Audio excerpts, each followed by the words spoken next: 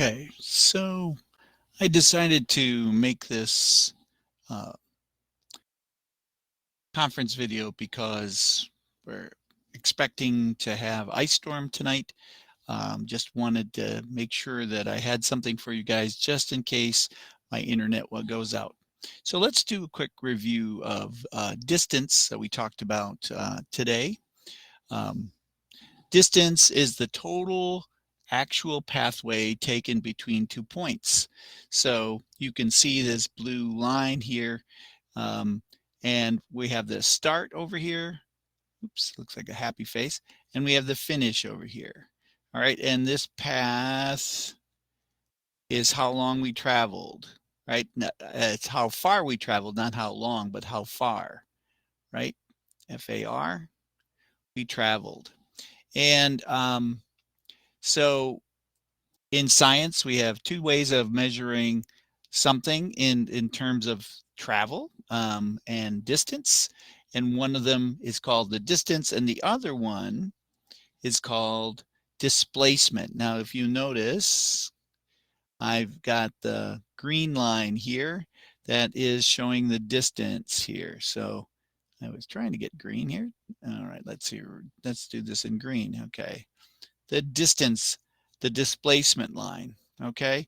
And that is the shortest distance or the length of a straight line between the 2 points. The start and the finish is, I'm going to call my 2 points. And notice that it is straight and it's shorter than the overall distance was.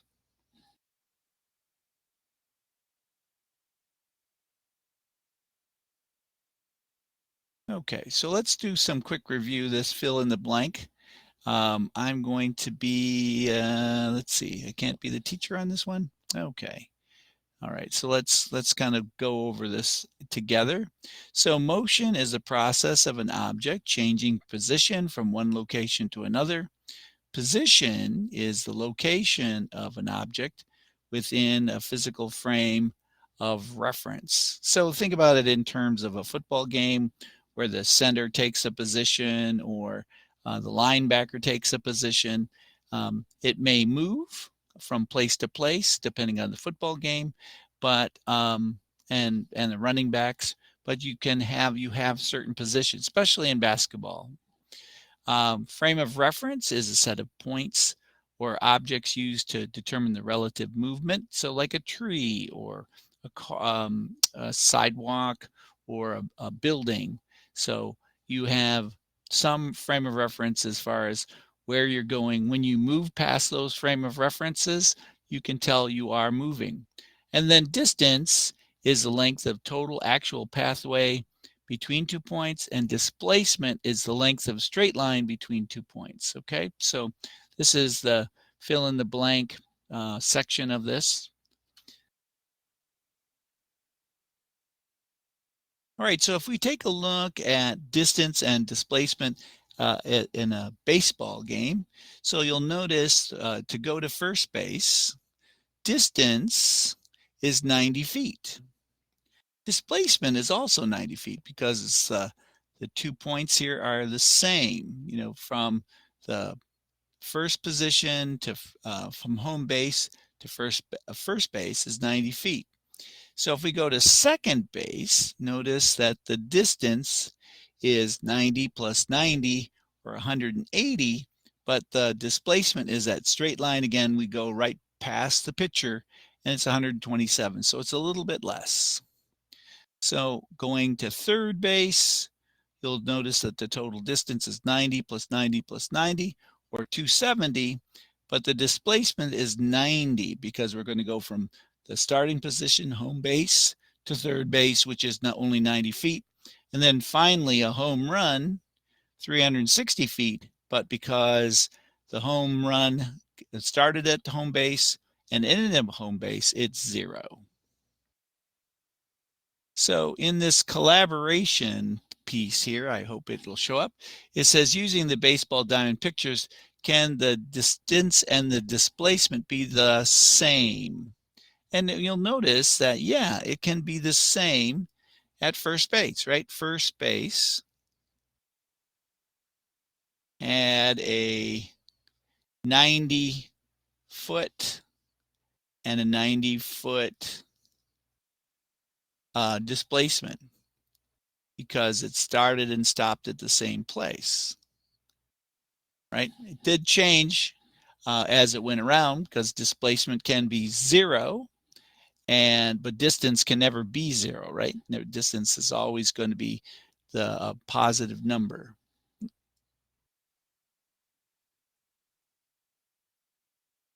All right, so here's an example of distance and displacement. So here's like a car moving. You see the distances here. They're 10, 10, 10, 10, 15, 10, and 5 gave me a distance.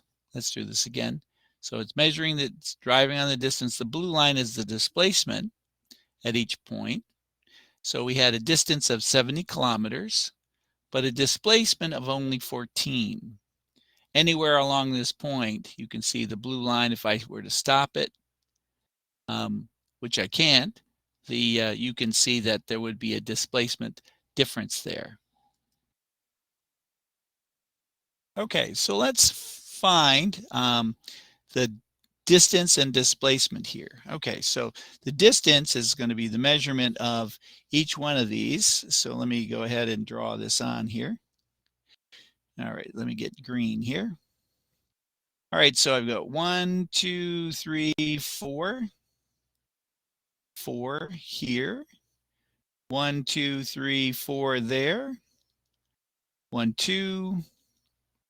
1, 2, 3. And then 1 up. 2 more and 1. So we got 4, 8, 10, 13, 14, 15, 16, 17 as my distance, right?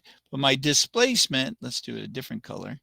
My displacement is only going to be between these, the first and the second, A and B. So there's only 3 displacements here. Okay, so again, I can see the displacement pretty easy between A and B. That's 1. But now if I count these up, 1, 2, 3, 4, 5. 1, 2, 3, 4, 5. 1, 2, 3, 4, 5. 5 again.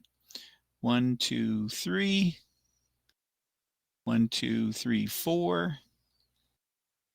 And then we're going to go 1 up and then 1, 2, 3, 4. So we got 5, 10, 15, 18, 22, 23, 27. 27.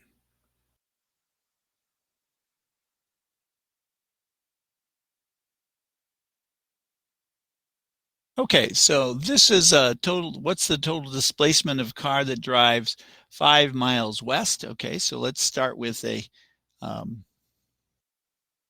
try it in orange here. All right, so I'm going to start in the middle.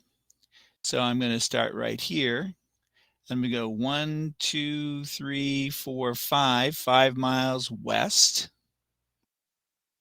right? 2 miles south. I'm going to use each one of those blocks. That's 2. So 5, 2,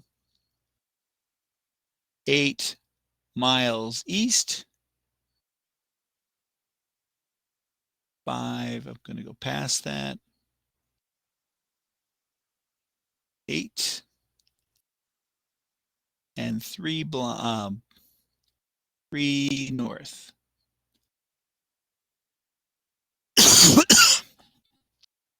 All right, so what we're going to have here is this distance here.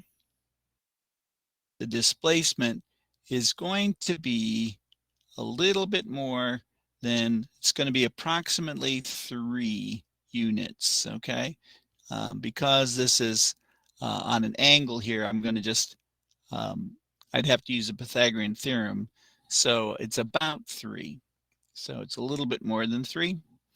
And I'm not expecting you to do the Pythagorean theorem on these, all right?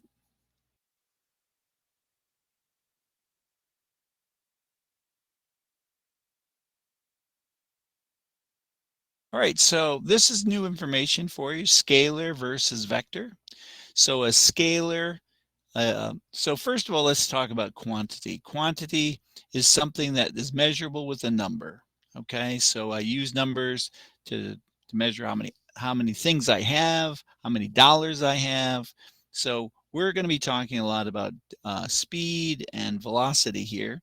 So magnitude is also the what we call size or number. So if you have a magnitude, the bigger the magnitude, the larger the number. Now, science defines a scalar as a number that involves only a magnitude, or it only involves a number. Okay, so it might have units. So like in this particular case, it could have like 55 miles per hour. Okay, 55 miles per hour, but it doesn't have the what the vector has. And a vector has quantity that has magnitude and direction. So I could do the same thing with this 55 miles per hour and then say it's going forward or backward or west or north. Okay, so if I add this direction to it, it becomes a vector, right? Without that direction, it can have a unit. The unit can tell me something about the miles per hour, meters per second, but it doesn't have the direction in it. It's just, this is called just speed. Speed without direction. So a vector is speed with a direction, and this is specifically called velocity.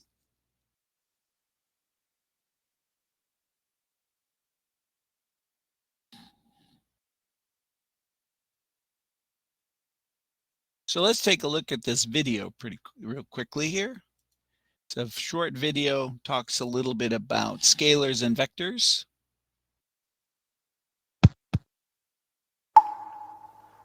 In today's video, we're going to look at the difference between scalar and vector quantities, which can also be called scalars and vectors. Scalars are physical quantities that only have a magnitude, but no direction. And remember, magnitude is just another way of saying size. All right. So what do scalars not have? Remember, that is size. I'm sorry, direction. Direction is what it doesn't have. And so it can be measured with a numerical value.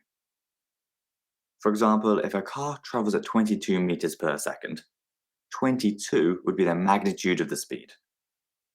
And because speed by itself doesn't have a direction, we consider it a scalar quantity. Other scalar quantities include things like distance, mass, temperature, and time, although there are loads more. Vectors, on the other hand, have both a magnitude and a direction. These include things like velocity, displacement. All right.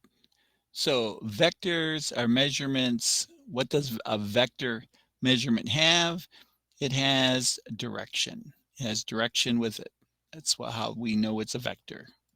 Acceleration, force, and momentum. We take a closer look at each of these quantities in other videos though, so don't worry if you're not sure what any of them are just yet.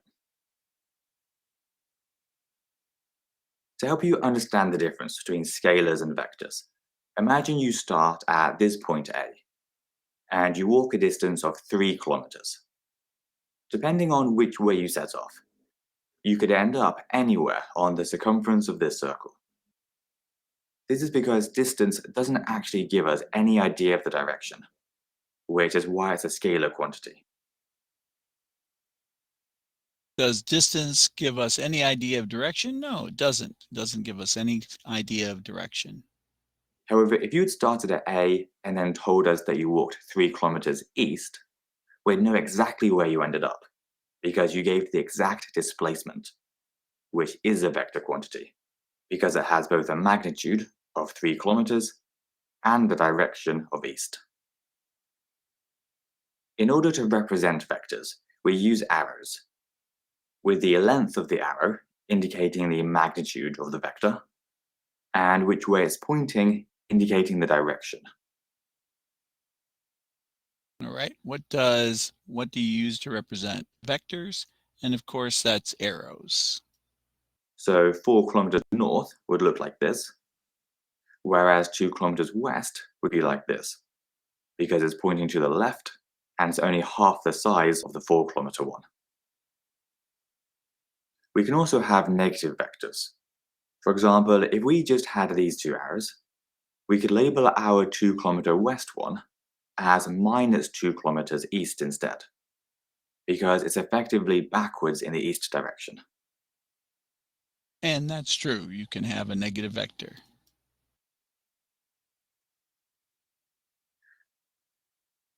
Anyway, that's everything for this video.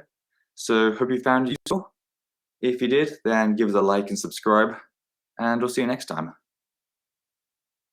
All right, so which of these are scalar quantities? All right, so speed is 1, weight is 1, temperature is 1, but not velocity. Velocity is a vector.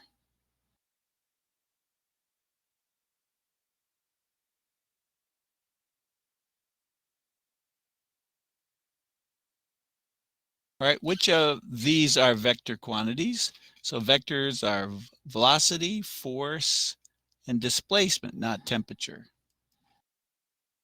And to change speed, 55 miles per hour, to velocity, we would have to give it a direction.